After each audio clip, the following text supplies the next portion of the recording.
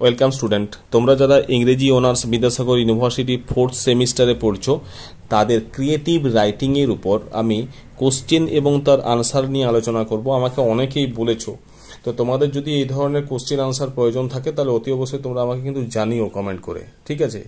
তো প্রথমে আজকে আলোচনা করছি how to write a script, কিভাবে স্ক্রিপ্ট লিখতে হয়। 5 মার্কসের কোশ্চেন, কিভাবে স্ক্রিপ্ট লিখতে হয়। তো প্রথমে আমি বলেছি কি স্ক্রিপ্ট কাকে বলে একটু জেনে নাও।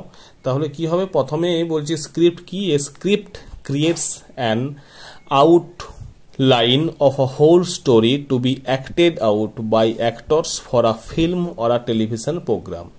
অর্থাৎ একটা সিনেমা বা টেলিভিশন প্রোগ্রামের জন্য একজন অ্যাক্টর যে অ্যাক্টিং করবে, ঠিক আছে, তার হোল স্টোরিটাকেই আমরা বলি স্ক্রিপ্ট। এরপরে স্ক্রিপ্ট কিভাবে লিখতে হয়। তো স্ক্রিপ্ট কিভাবে লিখবো, স্ক্রিপ্ট লিখতে গেলে প্রথমে আমাদের যেটা করতে হবে সেটা হচ্ছে কনসেপ্ট অ্যান্ড আইডিয়া। অর্থাৎ এই যে তুমি একটা গল্প লিখবে বা স্টোরি লিখবে, তার তো একটা কনসেপ্ট চাই, তার একটা আইডিয়া দরকার। তাহলে কি হচ্ছে, start with your concept and idea.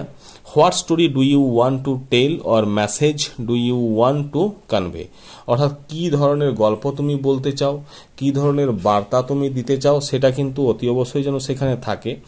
It is necessary to have a clear vision of your story. এটা ভীষণই প্রয়োজন যে তোমার যে স্টোরিটা, সেই স্টোরিটার যেন একটা ক্লিয়ার ভিশন থাকে। অর্থাৎ কি এটা পরিষ্কার যেন দৃষ্টি থাকে, একটা লক্ষ্য যেন পরিষ্কারভাবে থাকে। Next, choose your format. Screenplays or TV or theater has a specific guidelines, make sure to choose the project। অর্থাৎ এদের প্রত্যেকের ক্ষেত্রে, টিভির ক্ষেত্রে, সিনেমার ক্ষেত্রে বা তোমার থিয়েটারের ক্ষেত্রে একটা করে ফরম্যাট থাকে। সেই ফরম্যাটটা তোমাকে কিন্তু অবশ্যই মেনটেন করতে হবে যখন এদের উদ্দেশ্যে তুমি স্ক্রিপ্ট লিখবে। নেক্সট পয়েন্ট হচ্ছে ক্রিয়েট অ্যান আউটলাইন। অর্থাৎ একটা আউটলাইন তোমাকে তৈরি করে নিতে হবে। কি করবে, develop an outline that sketches characters structures of your script. অর্থাৎ তোমার যে স্ক্রিপ্টটা তুমি লিখছো না, সেই স্ক্রিপ্টের একটা আউটলাইন দরকার। অর্থাৎ এখানকার যে ক্যারেক্টার্সগুলো থাকবে সেগুলো সম্পর্কে, এর আউটলাইন সম্পর্কে, হ্যাঁ, এই সম্পর্কে তোমার বা স্ট্রাকচারটা কেমন হবে সেই সম্পর্কে কিন্তু একটা আউটলাইন দরকার, যেটা স্ক্রিপ্ট লিখতে গেলে লাগবে। নেক্সট হচ্ছে ডেভেলপ ইউর ক্যারেক্টার্স। অর্থাৎ তোমার এই স্টোরির মধ্যে যে সমস্ত ক্যারেক্টার্সগুলো আছে সেগুলোকে ডেভেলপ করতে হবে। সেটা কিভাবে করবে না, create characters and backgrounds and motivations, understand their strength, weakness and how they evolve throughout the story. অর্থাৎ তোমার যে গল্পের মধ্যে যে সমস্ত চরিত্রগুলো থাকবে সেই চরিত্রগুলোকে তোমার দেখতে হবে, তাদের ব্যাকগ্রাউন্ডগুলো কি, তাদের মোটিভেশন, তারা কি কি ক্ষমতা আছে, দুর্বলতা আছে, কি কি তাদের প্লাস পয়েন্ট আছে সেগুলোকে, এবং তারা কিভাবে এই গল্পের মধ্যে এই চরিত্রগুলোকে উপস্থাপিত করা যাবে সেই বিষয়েও কিন্তু চিন্তা ভাবনা করা দরকার।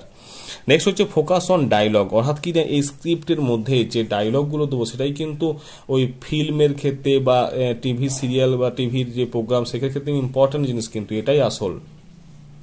তো সেক্ষেত্রে এরকম হলে তুমি কি করবে না, সেক্ষেত্রে তোমাকে যেটা করতে হবে সেটা হচ্ছে ফোকাস অন ডায়লগ। অর্থাৎ কি এই ডায়লগের উপর তোমাকে ফোকাস করতে হবে। Pay attentions for writing a natural dialogue. অর্থাৎ কিনা এমন করবে যাতে সেই ডায়লগগুলো যেন ন্যাচারাল মনে হয়, স্বাভাবিক মনে হয়, যেটা আমাদের কাছে মনে হবে যে এটা একটা স্বাভাবিক প্রক্রিয়া, ঠিক আছে। এরপর কি না বলছে কি it should reveal characters move the plot forward, এবং বলছে এখানে এই যে চরিত্রগুলো সেই চরিত্রগুলোকে প্রকাশ পাবে, তাদের যে গল্পটা যেভাবে এগিয়ে যাবে। আর read the dialogue to ensure realistic, এবং কি ডায়লগগুলোকে তোমাকে পড়ে দেখে নিতে হবে যেন সেগুলোকে বাস্তববাদী বলে মনে হয়। নেক্সট যে কোশ্চেন, সেই নেক্সট কোশ্চেন হচ্ছে 5 মার্কসের, সেটা হচ্ছে এটা দেখে নাও। এই যে কোশ্চেন সেটা হলো কি তোমার what is proof reading. Proof reading কি, হোয়াই ইজ ইট ইম্পর্টেন্ট, কেন এটা গুরুত্বপূর্ণ, কেন প্রুফ রিডিং করতে হবে, এটাও 5 মার্কসের কোশ্চেন।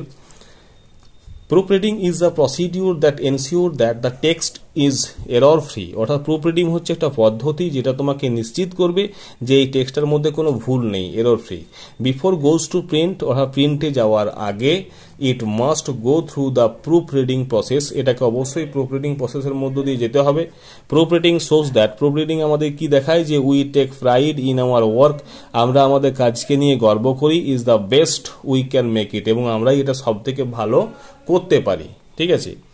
এবার ইট ইজ ইম্পর্টেন্ট বিকজ কেন এই প্রুফ রিডিংটা ইম্পর্টেন্ট, তার কারণটা হচ্ছে কি, ইট অ্যালাউজ পিপল, এটা মানুষকে অ্যালাউ করে টু কনসেন্ট্রেট অন মেসেজ, অর্থাৎ এই স্ক্রিপ্টের মধ্যে বা এর মধ্যে কি বলতে চেয়েছে সেই মেসেজের উপর কি হয় না কনসেন্ট্রেট করতে পারে মানুষ। We want them to have a good experience in reading, অর্থাৎ যখন তারা এটাকে পড়বে তাদের জন্য একটা ভালো অভিজ্ঞতা হয়।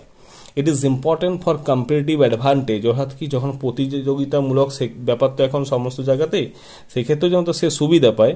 ইট উইল সিম প্রফেশনাল, এটাকে যেন মনে হয়ে থাকে এটা খুবই প্রফেশনাল কাজ হচ্ছে। আর well crafted piece may be enjoyable to read, এবং যদি একটা ওয়েল ক্রাফটেড পিস হয়ে থাকে, রাইটিং হয়ে থাকে, সেটা কিন্তু পড়তেও খুবই উপভোগযোগ্য। Next, it enables to create a great impression, এবং এটা কি করে না, এটা একটা গ্রেট ইমপ্রেশন তৈরি করতে পারে, একটা ভালো প্রভাব তৈরি করতে পারে যদি প্রুফ রিডিংটা ভালো হয়। ঠিক আছে, written word is the first way we impact an audience, অর্থাৎ রিটেন ওয়ার্ডই হচ্ছে সব থেকে মূল একটা বিষয়বস্তু যেটা অডিয়েন্সদেরকে প্রভাবিত করতে পারে। ইট রিপ্রেজেন্ট আট, এটা আমাদের প্রতিনিধিত্ব করে। When we are not there, আমরা তো সেখানে থাকি না, তাহলে আমাদের সেই লেখাটাই সেটা কিন্তু প্রতিনিধিত্ব করে বা আমাদের রিপ্রেজেন্টেটিভ হিসাবে কাজ করে। ঠিক আছে, লাস্ট কনক্লুশন পোর্শন দেখে নাও। Proof reading may come at the end of content writing process, অর্থাৎ কন্টেন্ট রাইটিং এর প্রসেসের একদম শেষে আসে proof reading. It does not imply that it is unimportant, এটা কিন্তু এই অর্থ নয় যে একদম সবার শেষে আসছে বলে এটা ইম্পর্টেন্ট নয়, ব্যাপারটা কিন্তু সেটা না। ইট গ্যারান্টিজ, এটা নিশ্চিত করে, the document is error free, এবং এটা কি নিশ্চিত করছে যে এই ডকুমেন্টের মধ্যে কোনো ভুল নেই, অ্যান্ড এক্সেপশনালি হাই ডিগ্রি, এবং এটা কিন্তু যথেষ্টই একটা উঁচু মানের। তো মাই ডিয়ার স্টুডেন্ট, তোমাদের যদি এই ধরনের কোনো কোশ্চেন 2 মার্কসের, 5 মার্কসের বা 10 মার্কসের প্রয়োজন থাকে, অতি অবশ্যই কমেন্ট করে জানিও। তোমাদের পরীক্ষা যেহেতু খুব সামনে, তাই কমেন্ট করতে ভুলো না। তোমরা কমেন্টের উপর ভিত্তি করেই আমি কিন্তু তোমাদেরকে এই সমস্ত নোটসগুলো দিতে থাকবো। Thank you.